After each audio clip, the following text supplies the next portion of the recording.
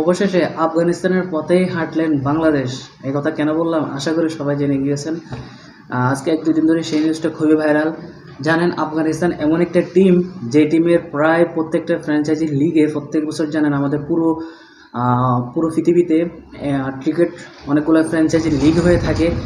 সেগুলাতে আফগানিস্তান এমন একটা দল যাদের টিমের প্রায় 8 থেকে 10 জনই কিন্তু সেই লিগগুলোতে খেলে থাকেন।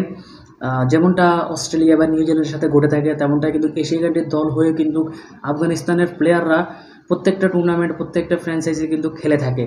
তো সেভাবেই এবারে এবারে এই বিশ্বকাপের পরে বাংলাদেশেও কিন্তু আফগানিস্তানের পথে হাঁটতেছে। তার মানে হচ্ছে আফগানিস্তানের যেরকম 8 থেকে 10 জন প্লেয়ার অনায়াসে ফ্র্যাঞ্চাইজি লিগ খেলে বা ফ্র্যাঞ্চাইজি দলগুলো তাদেরকে নিয়ে যায়, সেমভাবে এখন বাংলাদেশের প্রায় 8 জনকে ফ্র্যাঞ্চাইজি লিগে নিয়ে যাওয়া হয়েছে এবং কি 3টি ফ্র্যাঞ্চাইজি মিলে কিন্তু বাংলাদেশের 8 জন প্লেয়ার খেলবে এবং এই জুলাই মাস থেকে কিন্তু শুরু হবে।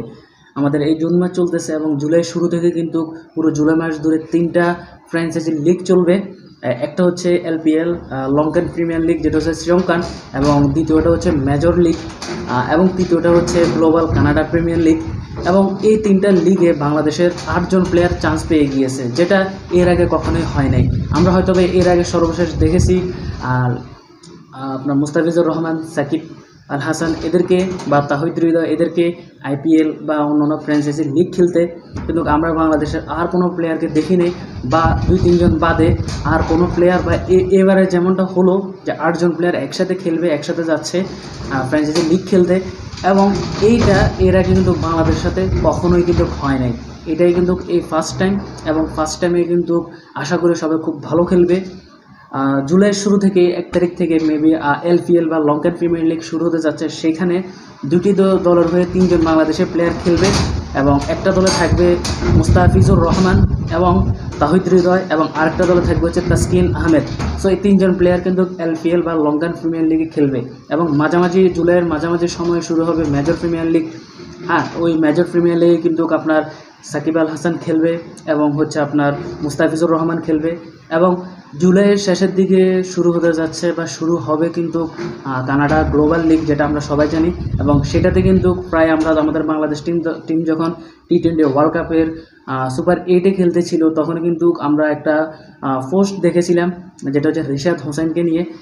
তখনই যখন বাংলাদেশ গ্রুপ 8-এ খেলতেছিল তখনই কিন্তু রিশাদ হোসেনকে কিন্তু কানাডার একটা দল বা ওই ফ্র্যাঞ্চাইজির লিগে কিন্তু মেবি টরেন্টো কি একটা জানি নাম, সো সেই টিমটা কিন্তু রিশাদ হোসেনকে নিয়েছে। তো তখনই আমরা শুনেছিলাম এবং আমরা অনেক বেশি খুশি হয়েছিলাম। রিশাদ হোসেন এমন একটা প্লেয়ার যে গত 1 বছরে বাংলাদেশের জন্য, বাংলাদেশের টিমের জন্য যা করেছে, যা পারফরমেন্স করেছে, যেটা লিটন কুমার দাস, নাজমুল হাসান শান্ত বা অন্য প্লেয়াররা আজকে এত বছর থেকেও কিছু করতে পারে নাই বা তার সমতুল্য করতে পারে না, যতটুকু করে ফেলেছে রিশাদ হোসেন তার লেগ স্পিন এবং ব্যাটিংয়ের দুর্দান্ত সাহসের মাধ্যমে। সো এই জন্য সে 1 বছরের মাথায় কিন্তু এরকম একটা ভালো একটা আপনার গর্জিয়াস একটা ফ্র্যাঞ্চাইজি লিগে কিন্তু সে জায়গায় পেয়ে গিয়েছে। যেমনটা গতবার আমরা দেখলাম যে তাহিদ হৃদয়, সেও 2022 সালে আসছিল এবং 23 সালে কিন্তু সে টি10 হতে শুরু করে কয়েকটা লিগ খেলছে এবং খুবই ভালো পারফরমেন্স করছে, বুকে সাহস আছে।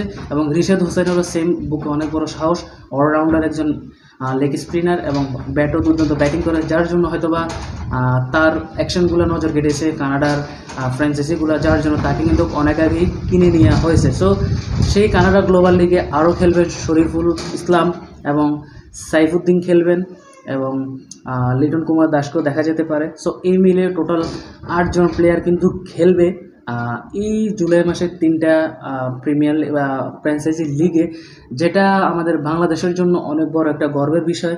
তবে একটা দুঃখজনক বিষয় হচ্ছে কি, বাংলাদেশ বোর্ড এনওসি দিতে চায় না সেসব প্লেয়ারদেরকে বা যারা ফ্র্যাঞ্চাইজি লিগে ডাক পায়। যেমন আমরা গতবার দেখলাম যে তাসকিন আহমেদ কিন্তু আইপিএলে কিন্তু সে তার নাম উঠেছিল এবং বাংলাদেশ কিন্তু তাকে এনওসি দেয় নাই, যার জন্য কিন্তু সে যাইতে পারে নাই। সো আশা করা যায় যে অবশ্যই এখন এই 8 জন প্লেয়ারকে বাংলাদেশ অবশ্যই এনওসি দিবে, কারণ দেওয়াটাই দরকার। তারা যদি বাইরে গিয়ে যদি বাইরের ফ্র্যাঞ্চাইজি লিগগুলো যদি ভালো খেলে তাহলে আমাদের দেশেরই সুনাম। আমরা সবাই চাই আমাদের দেশের প্লেয়াররা বাইরে গিয়ে খেলুক, আমাদের দেশের নাম উজ্জ্বল করুক। একটা দেশে গিয়ে যখন একটা দেশের প্লেয়ার খেলবে তখন অবভিয়াসলি সে যখন ভালো খেলবে তাকে নিয়ে ভাষ্যকাররা কথা বলবে এবং সে পত্রিকায় তার নাম উঠবে, বা সেই দেশে কিন্তু সে ভাইরাল থাকবে, বা সে যে দলে খেলতেছে সেই দলের সাপোর্টাররা কিন্তু তার সম্পর্কে জানবে, এবং সেই কোন দেশের নাগরিক কোন দেশের বাসিন্দা সেটাও কিন্তু দর্শকরা জানবে, এবং অবশ্যই দেশটা সম্পর্কেও জানবে, দেশের মানুষদের সম্পর্কে জানবে, দেশটা কেমন সেটা জানবে। তো এটা আমরা সবাই চাই, কেন এটা আমাদের দেশের জন্য খুবই গুরুত্বপূর্ণ, সেটা আমরা সবাই ভালো করে জানি। তো যতটুকু বিসিবির নিয়মাবলী দেখা গিয়েছে বা বিসিবির লাস্ট আপডেট অবধি যতটুকু জানা গিয়েছে যে হ্যাঁ ওদেরকে সবাইকে এনওসি দেওয়া হবে একদম 100%। এটা সাংবাদিক হতে শুরু করে সবাই বা হয়তো বা বিসিবিও বলছে। সো আশা করা যায় অবশ্যই তারা 8 জনই এই ফ্র্যাঞ্চাইজি লিগগুলোতে, জুলাই ম্যাচের ফ্র্যাঞ্চাইজি লিগগুলোতে সবগুলোতে খেলবে। এবং আরেকটা জিনিস তাদেরকে এনওসি দিবে, এটার আরও একটা জিনিস নিশ্চয়তা পাওয়া গেছে বিসিবি থেকে, সেটা হচ্ছে আফগানিস্তানের সাথে সিরিজ ছিল সেটাকে ক্যান্সেল করা হয়েছে। আফগানিস্তান বাংলাদেশে আসার কথা ছিল এবং একটা তাদের সিরিজ হওয়ার কথা ছিল, সেটা ক্যান্সেল করে দিয়েছে। এবং তারা 8 জন যেহেতু বাইরে যাবে সেটা বলার পর তারাও কিন্তু কোনোরকম দ্বিমত পোষণ করে নাই, বিসিবি কোনোরকম দ্বিমত পোষণ করা নাই। সো বলাই যাচ্ছে যে ওদেরকে অবশ্যই এনওসি দিয়ে দিবে। এবং আমরা চাই আমাদের বাংলাদেশের 8 জন ক্রিকেটার গিয়ে ফ্র্যাঞ্চাইজি লিগগুলোতে খুব ভালো খেলুক এবং আমাদের দেশের নাম উজ্জ্বল করুক। আমরা সবাই চাই, আমরা চাই আমাদের দেশের নাম উজ্জ্বল হোক। এবং আগস্ট মাসের শুরুতে মেবি বাংলাদেশ পাকিস্তান সফরে যাবে, বাংলাদেশ যাবে পাকিস্তানে, তাও টেস্ট খেলার জন্য। তো এখন বলতে পারেন যে লিগগুলো তো আগস্ট মাসটাও চলবে, হ্যাঁ চলবে, তবে পাকিস্তানে যাবে বাংলাদেশ টিম, সেখানে শুধুমাত্র টেস্ট খেলা হবে, T20 ওয়ানডে কোনো খেলা হবে না, শুধুমাত্র টেস্ট। এবং যে 8 জন প্লেয়ার ফ্র্যাঞ্চাইজি লিগে নিয়েছে এই 8 জন প্লেয়ার টেস্টেতে তেমন একটা গুরুত্ব নেয়, বা তারা টেস্ট না থাকলেও সমস্যা নেই। এরা হচ্ছে হিটার ব্যাটসম্যান, হিটার বলার, যাদেরকে T20 ওয়ানডে প্রয়োজন। টেস্টের জন্য বাংলাদেশে অনেক প্লেয়ার আছে, অনেক ব্যাটসম্যান আছে, বলার আছে। সো এই জন্য হয়তোবা তাদেরকে প্রয়োজন পড়বে না, যার জন্য অবশ্যই বিসিবি তাদেরকে দ্বিমত পোষণ করে নেয়, এনওসি দিয়ে দিবে এবং তারা একদম সুন্দরভাবে সম্পূর্ণ লিগ খেলে তারপর আসবে। আমরা দেখলাম যে কিছুদিন আগে T20 ওয়ার্ল্ড কাপ শুরু হওয়ার আগে IPL-এ চেন্নাই সুপার কিংয়ে আমাদের মুস্তাফিজুর রহমান খেলেছিল এবং সে কিন্তু ফুল খেলতে পারে নাই, আরও কয়েকটা ম্যাচ থাকার আগে সে কিন্তু চলে আসছে T20 বিশ্বকাপের জন্য। তো এটা কিন্তু উচিত করে নাই, কারণ সে যদি ফুল টুর্নামেন্টে খেলে আসতো হয়তো অনেক ভালো একটা রেসপন্স পাইতো, অনেক ভালো উইকেট পাইতো।